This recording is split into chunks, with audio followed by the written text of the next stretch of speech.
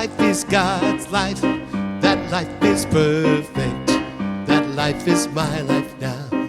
There's only one life. That life is God's life. That life is perfect. That life is God's life now. There is only one holy substance flowing in and throughout creation. And right here in this very moment, you are an expression of it. You are a beloved expression, whole of perfection. So raise your hands and celebrate, because we know there's only one life. That life is God's life. That life is perfect. That life is my life now. There's only one life. That life is God's life. That life is perfect. That life is my life now. There is only one holy substance flowing in throughout creation. And right here in this very moment, we are an expression of it. We are a beloved expression, oh, of His love perfection. So raise our hands and celebrate, because we know there's only one life. That life is God's life. That life is perfect. That life is my life now. There's only one life. That life is God's life. That life is perfect. That life is my life now. There's only one life. That life is God's life. And that life is perfect. That life is my life now. There's only one life. That life is God's life. And that life is perfect. Life is my life now. What?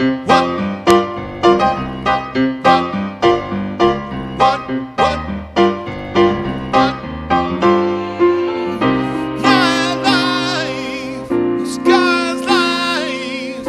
One life. My life is God's life. One life. It's God's life. There's only one life. That life is God's life. That life is perfect. That life is my life now. There's only one life. That life is God's life. That life is perfect. That life is my life now. One more time. There's only one life. That life is God's life. That life is perfect. That life is my life now. There's only one life. That life is God's life. That life is perfect. That life is my life now.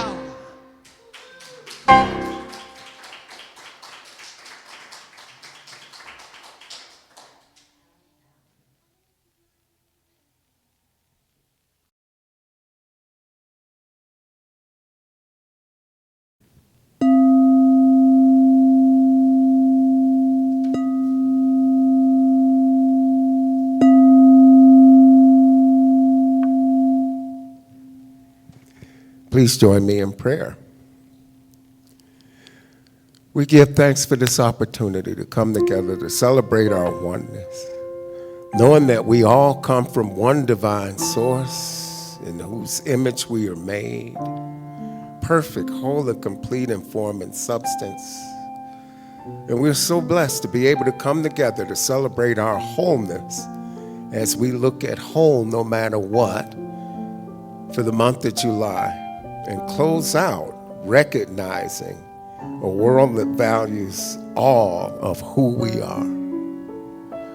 I know that everything that takes place here today will be absolutely perfect in every way, and give thanks for every expression of the divine that has come together to make this service possible.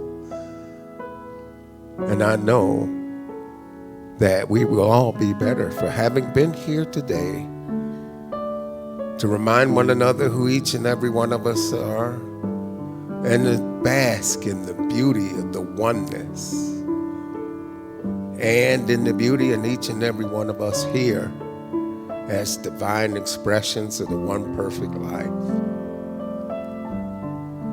I give thanks for each and every one of them, each and every one of you, each and every one on planet Earth, and release these words into divine law Well, they're already done at the intersection of right here and right now.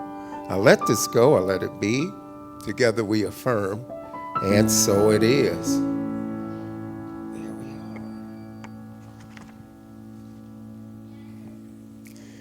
are. And I have some inspirational words to share with you today from a number of different people. The first is from Malachi. I do not give you my truth. I point you to the truth, the one that is alive in your awareness before you name it, meet it without fear. It has always been your home. When you align with truth, even your silence becomes guidance.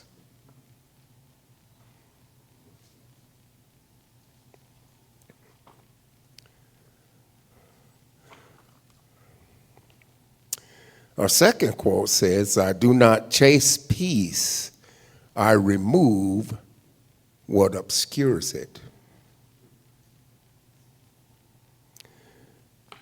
And our final quote, joy tosses aside past memories and future desires by forever remaining in its meaningful moment of now.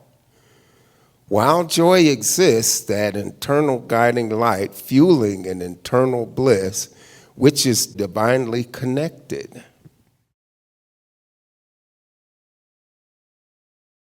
Welcome, everybody. Happy Sunday. It's so good to see you all. Very nice, warm day today. We've had a lot of warmth inside and out. What a month we've had, huh? We're talking about whole. We're whole no matter what, no matter what's taking place, no matter what kind of mixed messages our brains are trying to give us. We are perfect, whole, and complete in form and substance by divine design. How's that sit with you today? That knowledge that there's absolutely nothing wrong with you. There's never anything to fix. That's not what we learned growing up. We learned a few other things. So what does a world that values all of who we are mean? That means that each and every one of us are capable of creating a world that works.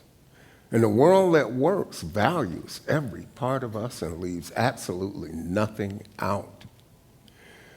There's no waste in God's economy. And so every part of us that has been built in is necessary for our expression here. Every part. We talked about that in week 1, looking inward to meet our own self. No bad parts. Stop fighting those parts of ourselves that we don't think are very flattering. We have to acknowledge those parts of ourselves and welcome them home. And when we get to a place when we can do that, we find that other people in outside circumstances are quite as troublesome as they once were. It reminds us that we're connected to each other through this one perfect life that we call God. Some have other names for it, but it is still that divine power that becomes what it loves, which is each and every one of us in expression. In week 2, we carried that inner work outward in relationships. Who I am reflects how I am, reminding us that what masks we wear with others are really just unfinished inner work showing itself on the outside. We're all just magnificent works in progress.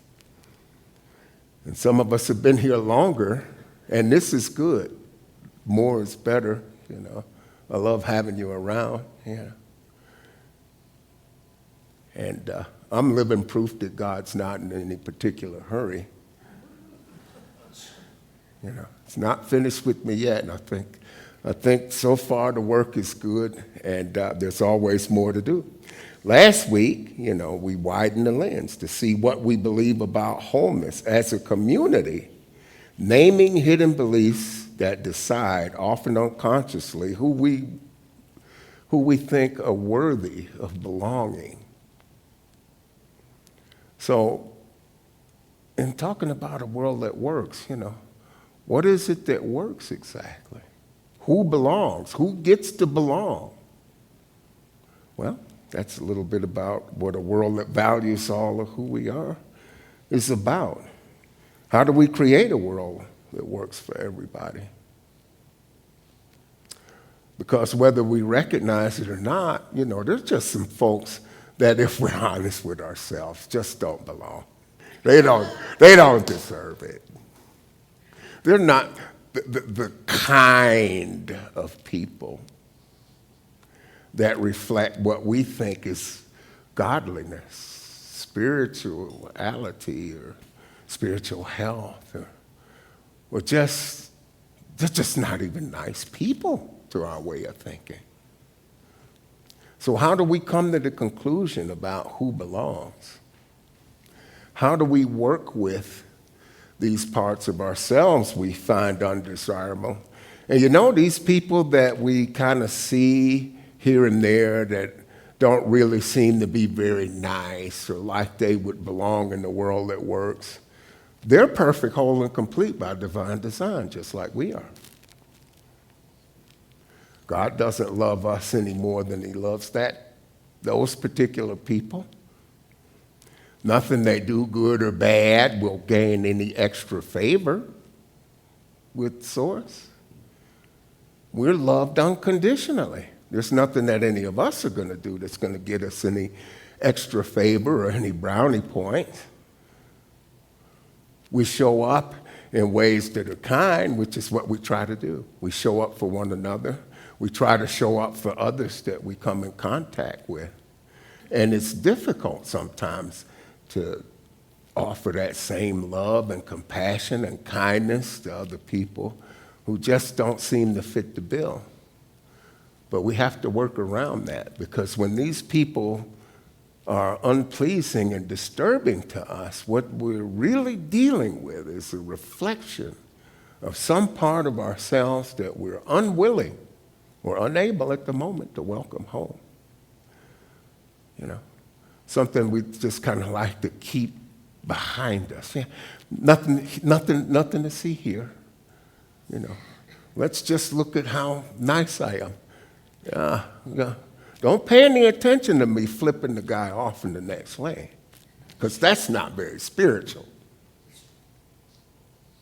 So we break out in these little bouts of humanity here sometimes. And we have things that kind of drive our behavior: fear and ego, which has been built over the years, starting with the foundation of human race memory, all the past trauma of humanity. We come here, we're open books as children, but we learn a lot of things.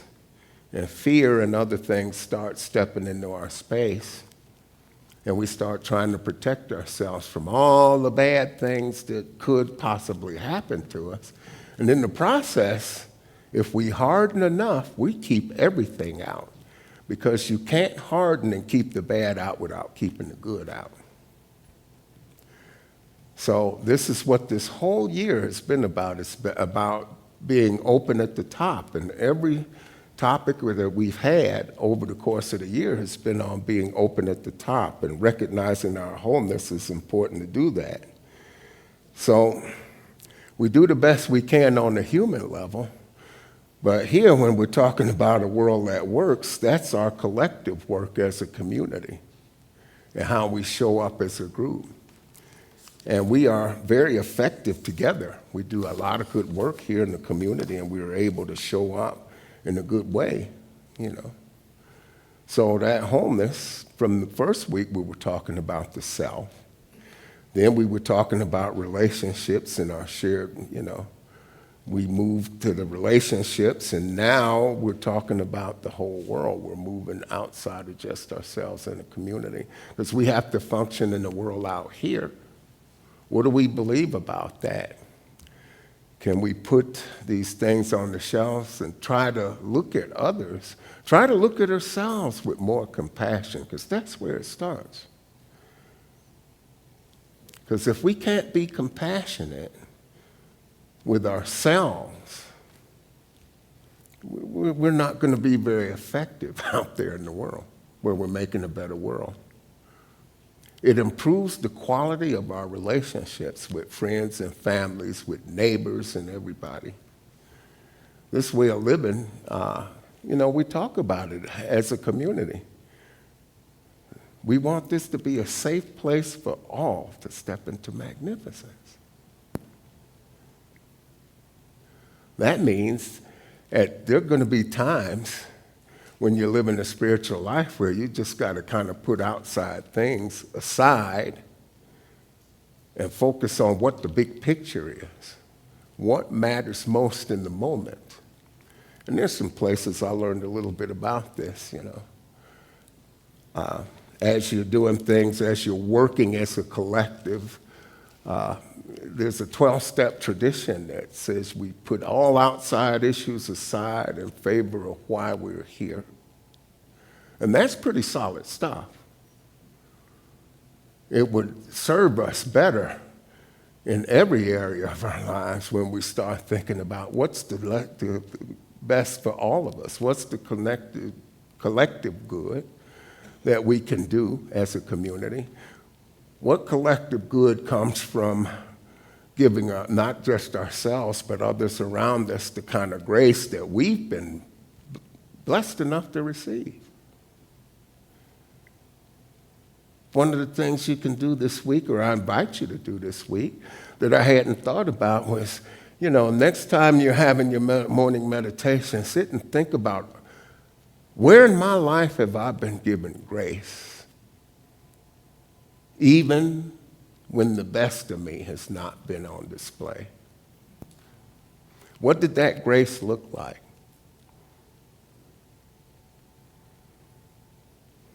Where has grace shown up in my life? So, and then, as part of this making a world that works, it kind of begs the question, what is working? What does work mean to me? What does it mean to have a world that works? Rabbi Yale Levi, in talking about praying with the news, when we're having these messages, when you're looking at the news, and he's talking about praying in a way that helps you hold compassion without being consumed by outrage. That's a heck of an idea. If I happen to turn on the news, maybe I should pray without outrage. Who am I upset with? Why am I upset? People do things because they're who they are in that moment. When somebody does something that upsets me, it probably doesn't have anything to do with me. They don't get out of bed with the intention of doing something that's going to upset me. They get out of bed with the intention of doing whatever it is they think they're going to do. So if I don't take anything personally, I'm in a better place. What works is being compassionate. What works is giving that person grace. What works is reminding myself when I see something that just doesn't look quite so, is to remind myself that I can't identify that if it's not a part of my makeup. It's just not going to register. It's not going to register. So creating a world that works is like opening a harbor where you let all of the boats that are on the water come in. We want accountability. We be true to ourselves. Our first job is to be true to ourselves and honest about where we are. If we're not in the best place, what do I need to do to move into a better space? Do I need to practice more acceptance? Do I need to allow Spirit to work in my life? Do I need to allow others to be who they are? Do I reach out for help when things aren't going very well? We all like to tell everybody how well things are going. But when we're struggling, we're a little bit hesitant to talk about where we are. And sometimes those struggles don't have anything to do with events that are taking place with us, but it has to do with our relationships, maybe our close ones, maybe not so close ones. It could be upset over the way things are going around us, outside of us. We don't have any control over that. When the actions of others are disturbing and events are disturbing, we want to step out of that energy any way necessary. So that could involve a number of things besides compassion. It could involve forgiveness. Forgiveness is a very, very human practice. I don't think God forgives anybody for anything because God never holds anything against anyone in the first place. So this is a tool for us as having this human expression. The forgiveness is a tool for us to bring peace and love and joy into our lives, truth in our lives, because it takes away that negative energy. It takes away that veil through which we're looking that distorts the fact that each and every one of us is perfect, whole, and complete in form and substance and in every way. It blinds us. The truth of our wholeness is what we've been talking about for the whole month. It's the work that we do here. We do the best we can, and the best that we can does get better as we continue to move through this, Ernest Holmes says, the same power that brought bondage will bring freedom once we break old patterns through volition and initiate a new chain of causation. The best thing you can do when you got a resentment against somebody is to do something nice for them. Do something nice. Whether that's to pray for their well-being, to pray for them to have all of the things that you want for yourself, whether that's Tonglen meditation, where you're breathing in their suffering and breathing out love and compassion while you're meditating, or actually physically doing something nice for them, sending them a card, giving them a smile. Doesn't mean you have to chum around with them all day, every day, because the whole goal is to free yourself from the negativity of the energy that the animosity is bringing about. So making a world that works starts with me. There's an inner rearrangement that needs to take place inside of me to begin to recognize not only the divinity in other people, but the divinity in me with these parts of myself that I refuse to welcome home. We've been on one slide. I just wanted Mickey to see that I've updated my photo. That's more age appropriate, because, She wasn't happy because Dr. David and I had our teenage photos on there, and I had a current photo, so.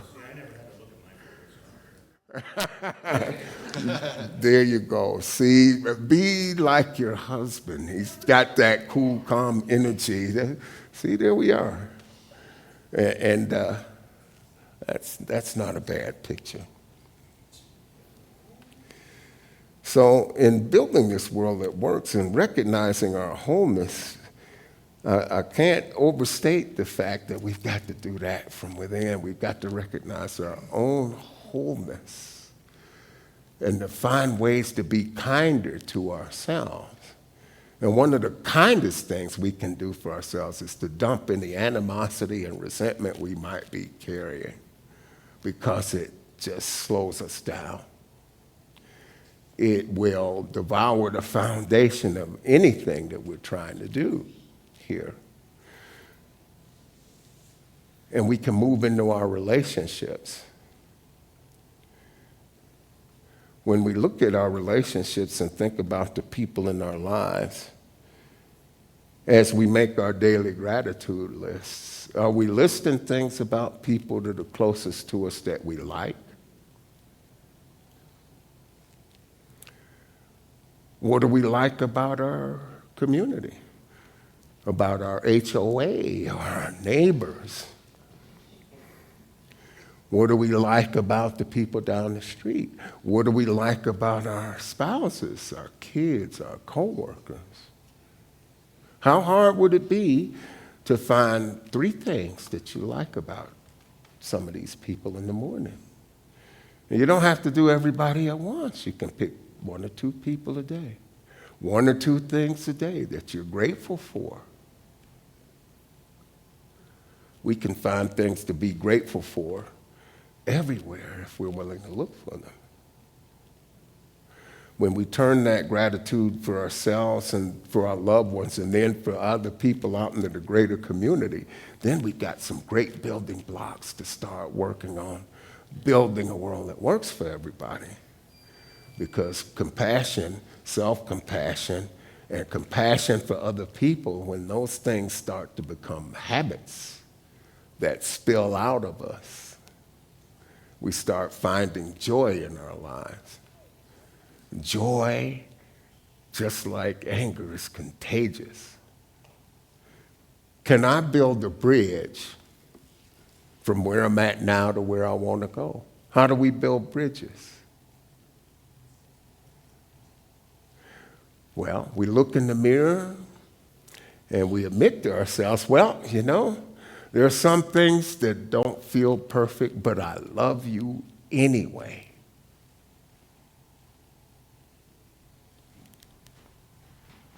And maybe it appears that there's people out there that hate my guts, but I love them anyway. I don't have to like them, but I love them anyway. They've got as much right to be here as I have. And that's not easy. That's not easy every day. But for folks like you that have taken up a commitment to live this way of life and to practice this way of life, essentially that's what we've committed to. We say it every week. We've committed to this process as a community to make a world that is better. Commit to loving yourself, all of yourself, every bit of yourself, every talent, every flaw, every wrinkle, because it is a unique expression of the divine. And nobody can do you except you. And you're perfect, whole, and complete by divine design, no matter what. You can bring this love to those around you, as well as give it to yourself, and continue to ask, what's mine to do? What kind of ideas? Do I have some sort of stereotype? Is there some kind of bias that I've got in my life where I have dug my feet in and refused to budge? What are my biases? I've got to be honest about them. Because I can't do anything with them if I don't shine a light on them. How can I bring more harmony into the world? And it's really fun with people we don't agree with. Yeah. We don't have to agree with everybody. We don't have to like everybody. But if we love ourselves and we love others, we can't really love God without loving others. And it's hard to love something you can't see if you don't love what's in front of you. But, you know, that's kind of tricky, too, because each and every one of us is made in the image of this power that becomes what it loves. So actually, we can see spirit. We can see it everywhere we turn. When we leave here today, we will be seeing God everywhere because there will be people walking around everywhere who are expressions of that divine perfect life, just like we are. Can we put on a different pair of glasses? They're trying to move through those things within themselves that they don't find flattering, that they'd like to conceal. It always comes out, no matter what we do. So if we can put on God glasses and see those folks the way that God sees them, that's hard to do. But this is the practice. This is the effort. This is the way we create a world that works, because we are working in unison as a community to help those who need a hand up. We're there to share our good fortune in the world. We're there to add value, to add love in everything we do. Because that's what we were made to do. We were made to be here, to love and be a service to each other. That's not hard. That's not easy to do. So, as you move through your week, especially in moments when you feel like you're cut off or you hear things that are divisive, affirm, I create bridges wherever I go. There are more than enough producers of agitation and chaos walking around. We committed to being beacons of love, joy, truth, and service to other people. That's what it means to work at creating a world that works. So, 3 invitations. First, welcome my warts, all of those parts of myself. Welcome yourselves home. I mean every single part. Don't exclude nothing or judge it or hate it. Because you're complaining about God's handiwork if you're doing that. I don't know about you. I think God's a little bit smarter than I am. And we can even bring it down to a smaller scale. Libraries are filled with stuff I don't know. Second invitation, commit to change a label. When we're naming stuff, we're separating ourselves from it. Labels don't serve us. What are some labels I've had in my head that kept me from connecting with other people? Then, build a bridge. Maybe I don't agree with somebody. I'm going to try to understand where they're coming from before I get mad about what they're saying, or before I dismiss them altogether.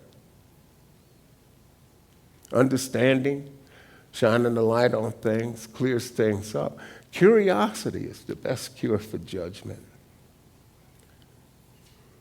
So those are my invitations for making the world that works a little bit better. So that said, remember that I create bridges wherever I go. I create bridges wherever I go. Always remember that your life matters. You're worthy of your own very best effort. And there is absolutely, positively never anything to fix. Please join me in prayer. We are so grateful for this magnificent life spilling out into creation, a creation that belongs to us all, a shared creation of a life that is beautiful, of a life that is challenging, of a life where we are all connected with everything, everywhere, all the time. We know that this magnificent life, this divine life, expresses in so many different ways. And we know that all of these things are perfect, and that we all have that opportunity to recognize the divinity in one another and the perfection of everything that takes place. We are open at the top, and we recognize, no matter what is taking place, that we are whole no matter what. And we give thanks for having had the time to celebrate this, to look at this, And we are so grateful to continue walking a path of togetherness and creating a world that works for everyone, in the knowing that it is all good, it is all God, and that we can give thanks for whatever takes place, because ultimately, in the end, all there is love. I release these words into that law that knows how to mold, make, shape, and create all the good there is, everywhere, all of the time. I let this go, I let it be, and together we affirm, and so it is.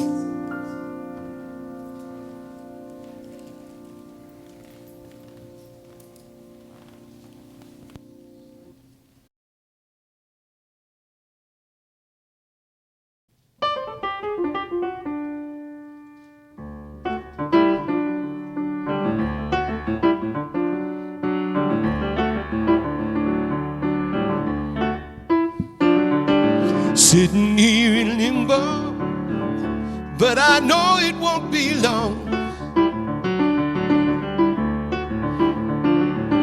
Sitting here in limbo, like a bird without a song,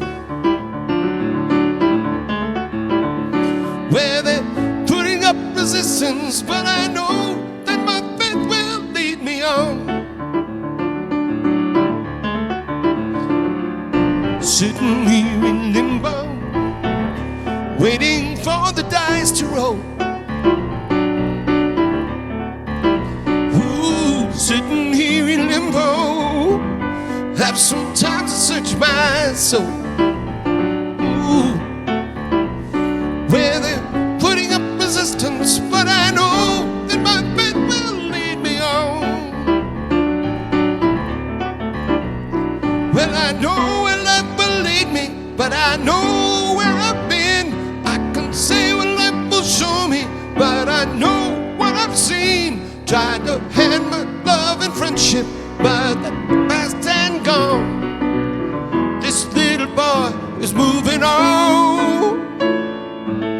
Sitting here in limbo, waiting for the tide to flow. Sitting here in limbo, knowing that I have to go where they're putting up resistance, but I know that my faith will lead me on. I can't say what life will show me, but I know what I've seen. I don't know where life will lead me, but I know where I've been. Tried my hand at love and friendship, but all that is past and gone. This little boy is moving on.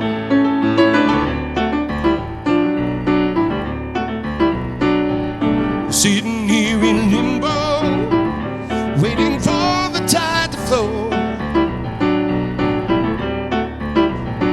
Yeah, sitting here in limbo, knowing that I have to go where they're putting up resistance, but I